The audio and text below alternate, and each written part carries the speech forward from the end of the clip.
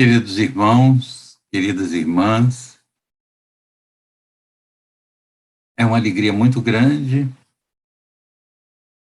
retornarmos ao momento redenção. E desta feita, nós vamos refletir sobre desigualdade das riquezas.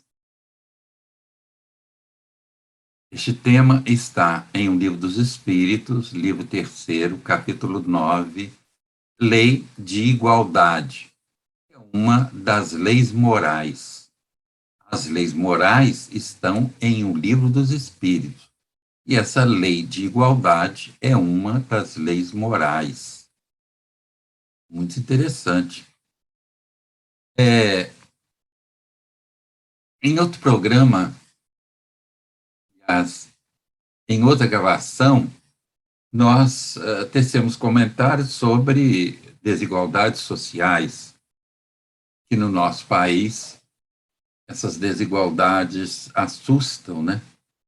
Enquanto os poucos detêm a maior riqueza, muitos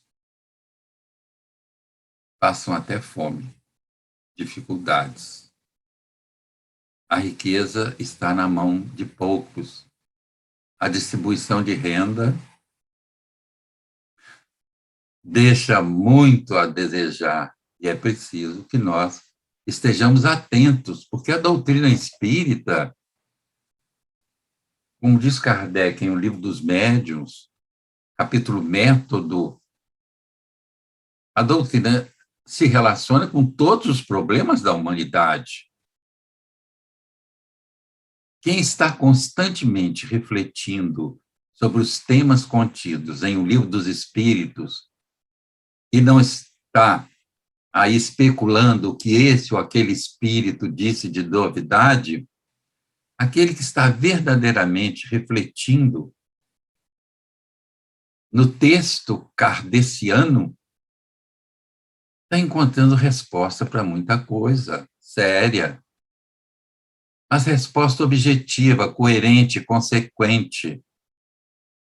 Não está aguardando um sinal dos espíritos para se vacinar, não.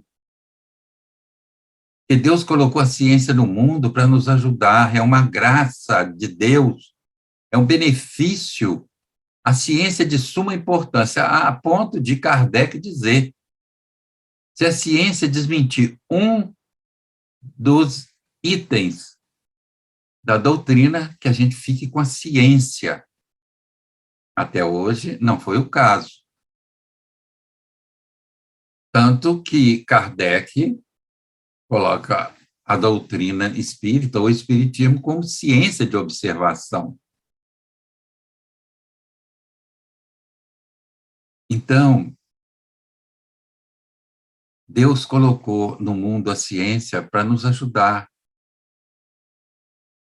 a entender as coisas na ordem material.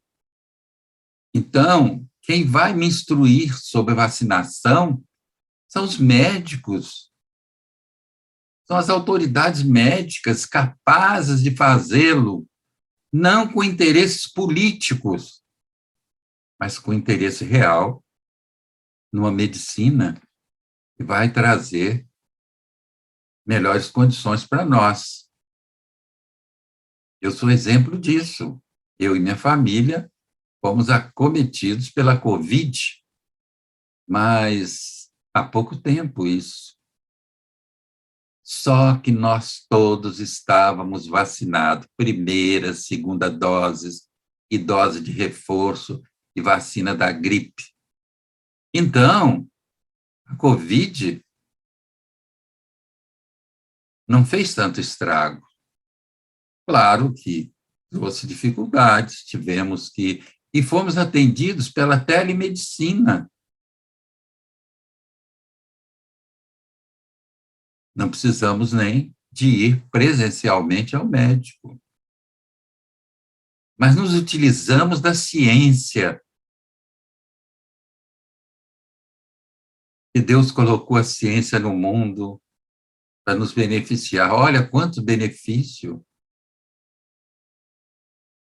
Em pouco tempo, o ser humano conseguiu produzir várias vacinas. Olha a ciência evoluindo, progredindo. Estão alguns negacionistas. Olha, espírita negacionista não existe, não pode. Ou ele não conhece a doutrina, é igual aquele que fica recomendando aos espíritas assistir os canais evangélicos. Ora, se nós temos uma doutrina que nos dá liberdade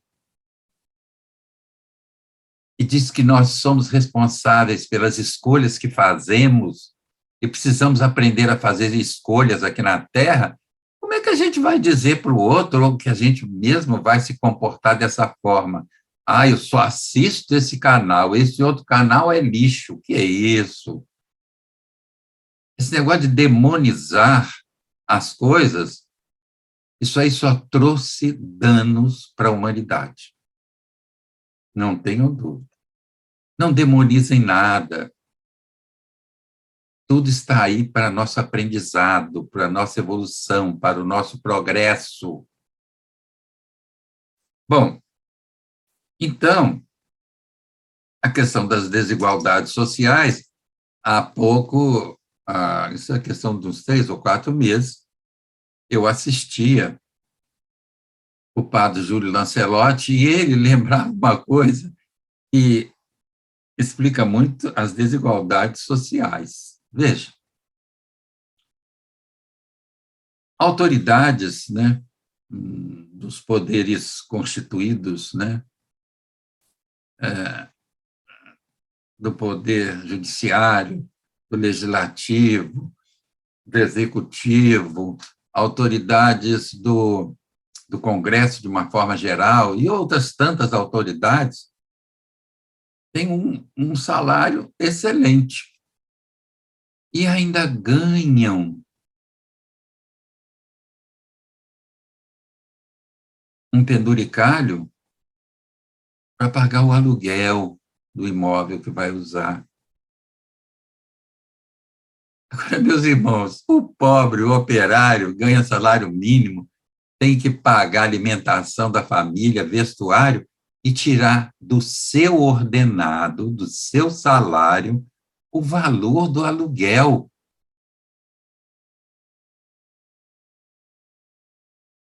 Estranho isso, né? É muito estranho, mas nós nos habituamos a olhar tudo isso e achar que é normal. Não é normal, não pode ser. Não pode ser de jeito nenhum. Não que as pessoas não devam ganhar bem segundo os seus valores, não, mas que o operário, aquele que produz a riqueza, aquele deve ganhar de forma a ter condições de ter uma vida digna. Claro, digna, sim. Ter um plano de saúde empresarial, ter um salário que possa ajudá-lo a manter-se, a manter a família, ter direitos trabalhistas garantidos. Não é isso? Bom, então vamos lá para o assunto de hoje, que é desigualdade das riquezas.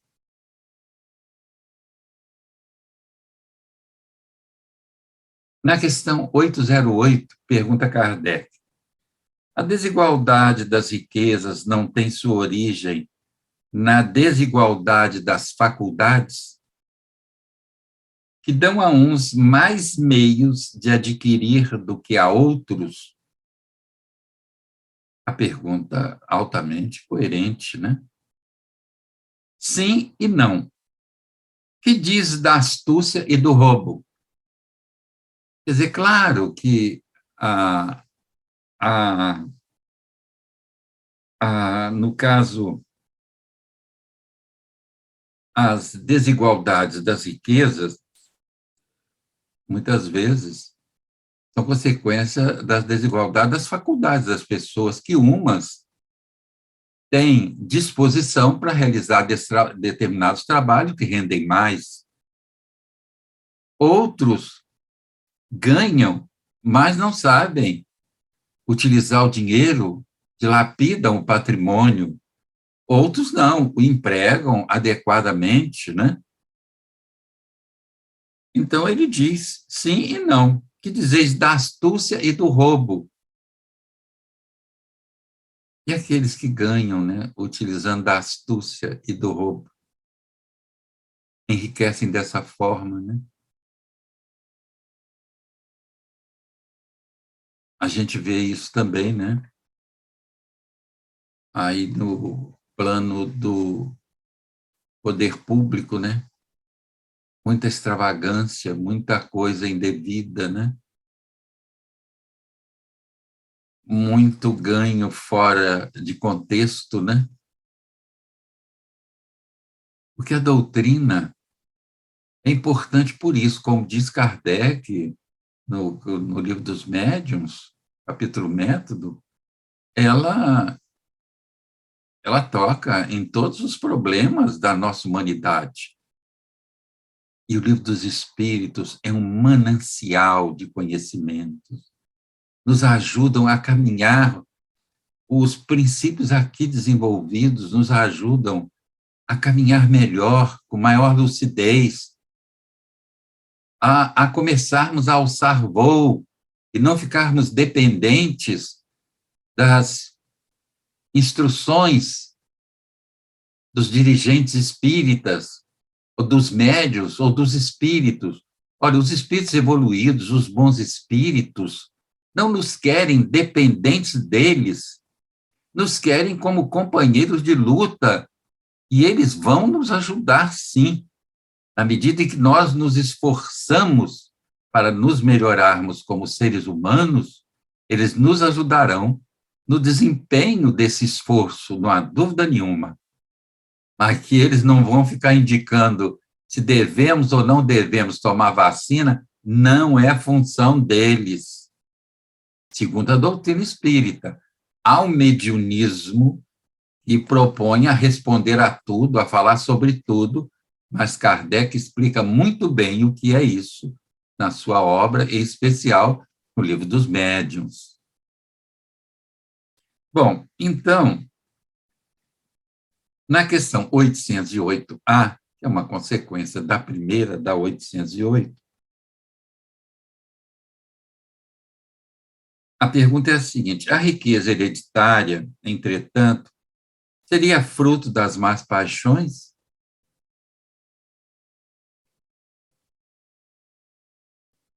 Ele então responde: que sabes disso? Remonta à origem e verás se é sempre pura. Sabes se no princípio não foi o fruto de uma expoliação ou de uma injustiça? Mas sem falar em origem, que pode ser má, crês que a cobiça de bens, mesmo os melhor adquiridos e os desejos secretos que se concebem de possuir o mais cedo possível, sejam sentimentos louváveis? Atrás desses desejos secretos se pisa em muita gente, tem um trabalho escravo, né? Muita gente enriquece com o trabalho escravo. Infelizmente, ainda existe no nosso país.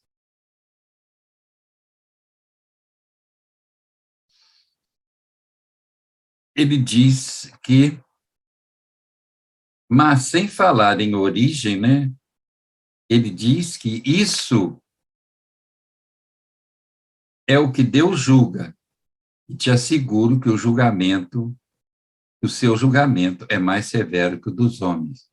Então, Deus vai julgar a intenção e o resultado daquilo que fazemos. Ele disse, a pergunta é, a riqueza hereditária, entretanto, seria fruto das más paixões? Ah, muitas vezes é, mas muitas vezes não. é fruto do trabalho, do suor daquele que a produziu.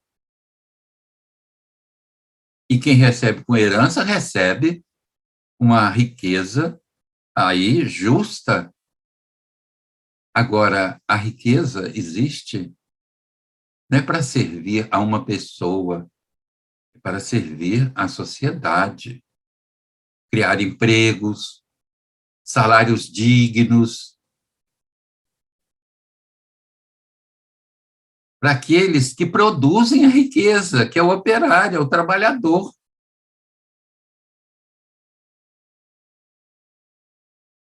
Bom, a questão 809. Se uma fortuna foi mal adquirida, os herdeiros serão responsáveis por isso?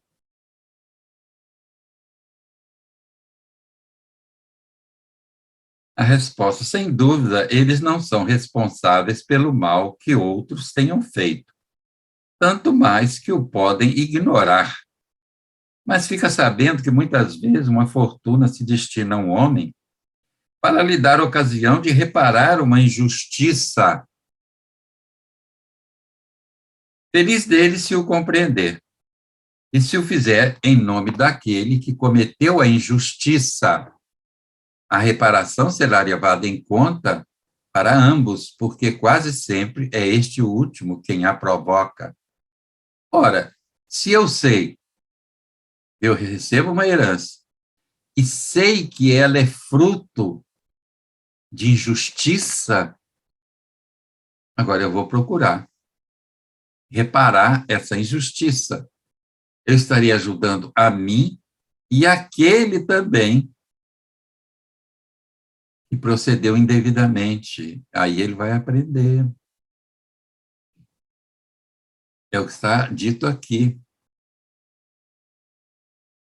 Porque quase sempre é este o último quem a provoca. A reparação será levada em conta para ambos.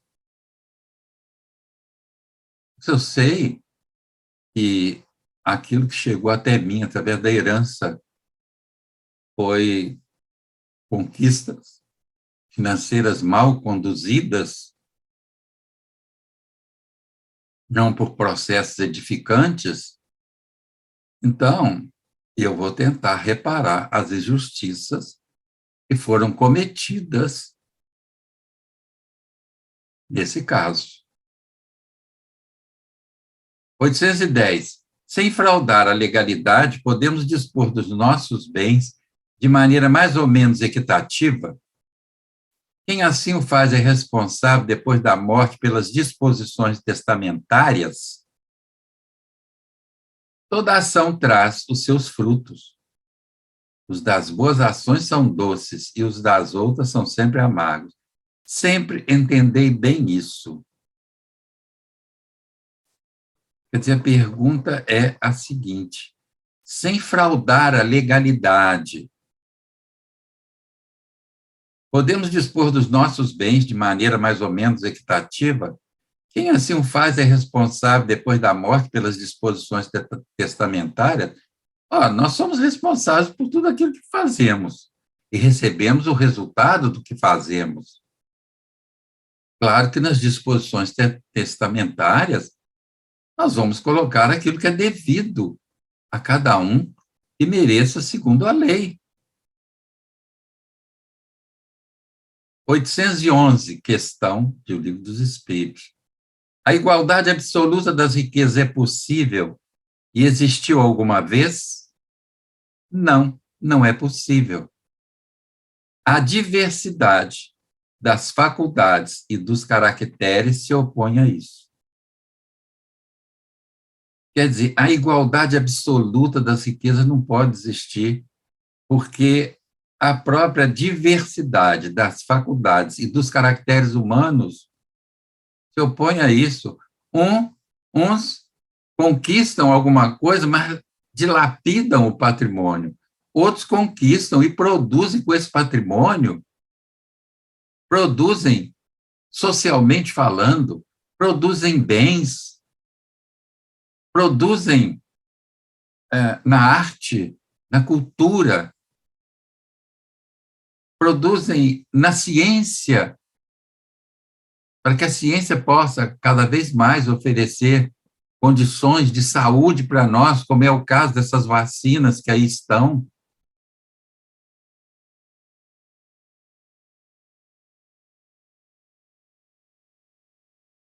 (811) A igualdade absoluta da diversidade. A desigualdade absoluta das riquezas é possível, existiu alguma vez? Não, não é possível. A diversidade das faculdades e dos caracteres se opõe a isso. Claro, nós já falamos, estamos repetindo, porque isso é importante. Porque a diversidade dos caracteres humanos é uma realidade. Um ganha e dilapida o patrimônio, outro é egoísta, fica com aquilo só para si. Outro ganha e sabe utilizá-lo como um bem social. Todos receberão consequência daquilo que fazem. 811A. Há homens, entretanto, que creem estar nisso o remédio para os males sociais. Que pensais a respeito? São sistemáticos ou ambiciosos, invejosos. Não compreendem que a igualdade seria logo rompida pela própria força das coisas. Combatei o egoísmo, pois essa é a vossa chaga social. Essa é a vossa chaga social, o egoísmo. E não correi atrás de quimeras. Meus irmãos, vamos tratar o nosso egoísmo? Ele está dizendo aqui que é a chaga social. E nós já vimos que as desigualdades sociais são obras dos homens e não de Deus. E ele está dizendo aqui, os espíritos, que a nossa chaga social, combatei o egoísmo, porque essa é a vossa chaga social. E não correr atrás de quimeras. Há homens, a pergunta foi, há homens, entretanto, que creem nisso, ou seja, a igualdade absoluta das riquezas. Não é possível isso. Pelas próprias desigualdades das aptidões, as desigualdades dos caracteres humanos. 812 é a questão. Se a igualdade das riquezas não é possível, acontece o mesmo com o bem-estar? Não, mas o bem-estar é relativo e cada um poderá gozá-lo se todos se entendessem bem. Porque o verdadeiro bem-estar consiste no emprego do tempo de acordo com a vontade e não trabalhos pelos quais não se tem nenhum gosto.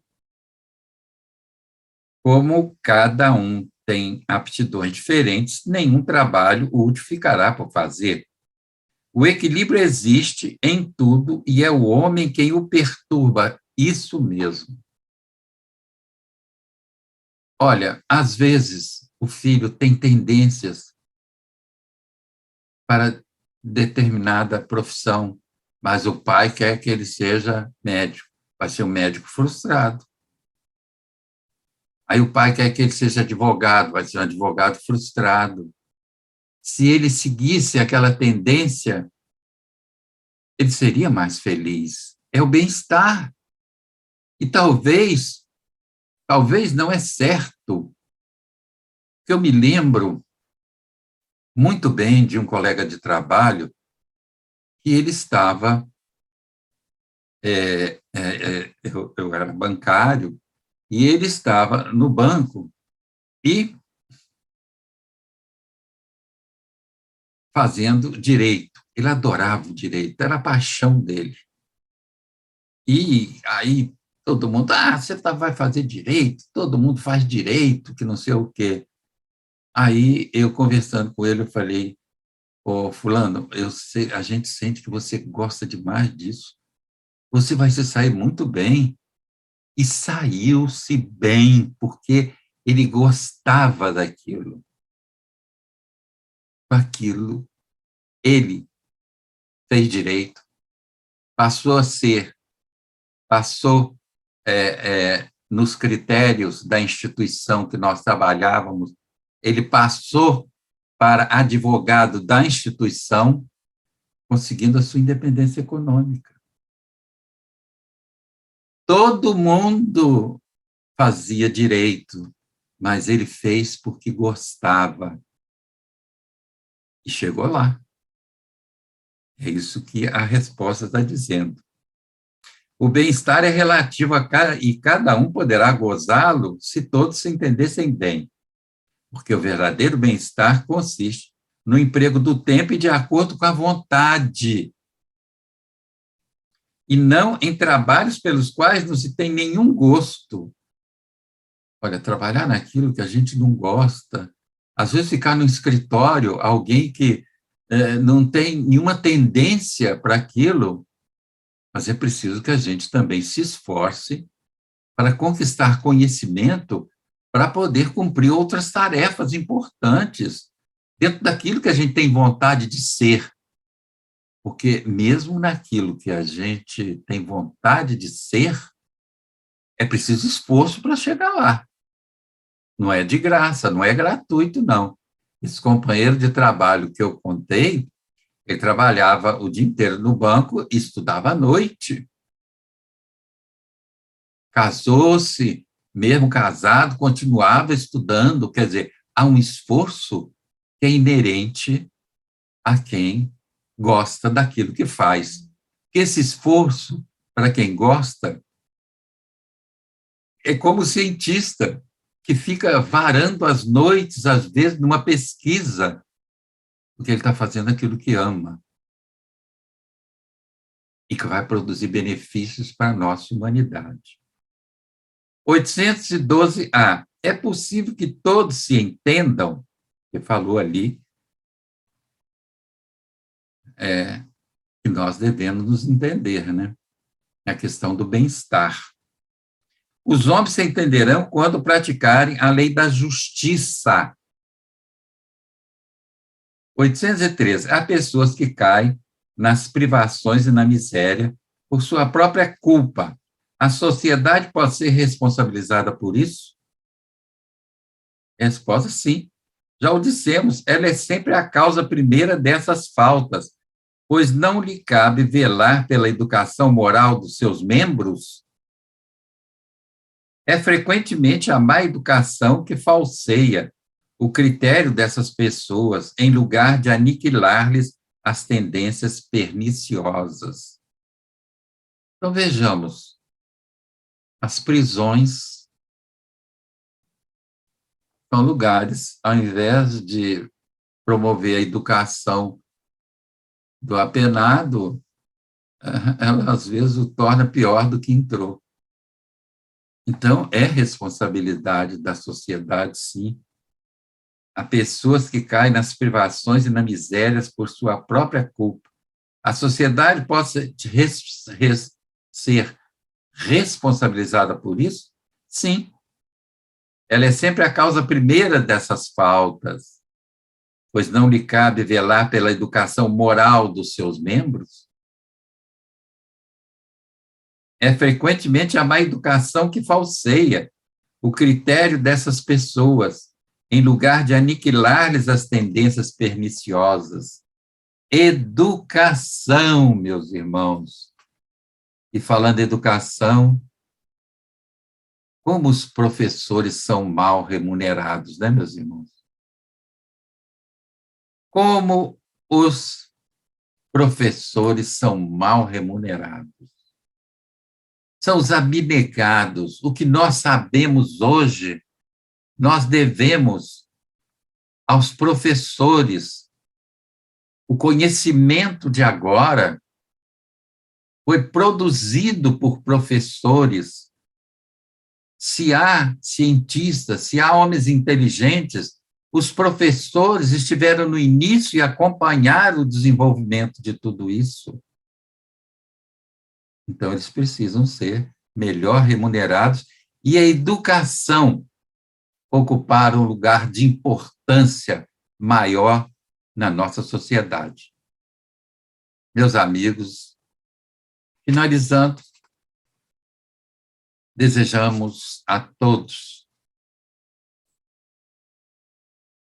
saúde, paz, esperança e muito trabalho no bem. Muita paz em seus corações. Não se esqueçam de se vacinar. Vacina é coisa de Deus. Não precisa os espíritos estar nos instruindo, não. Olha, a poliomielite foi debelada no nosso país, aquelas gotinhas. Eu, quando criança, lá no interior do Espírito Santo, convivi com vários companheiros que não tinham vacina, que tiveram poliomielite e tinham problema de locomoção. Acabou isso, o que acabou foram as vacinas, as gotinhas. Deixa disso, que é isso? Vamos lá, vamos nos vacinar para debelar. E vamos vacinar as nossas crianças para debelar o mais cedo possível essa pandemia. Mais uma vez, um afetuoso abraço para todos vocês e até breve.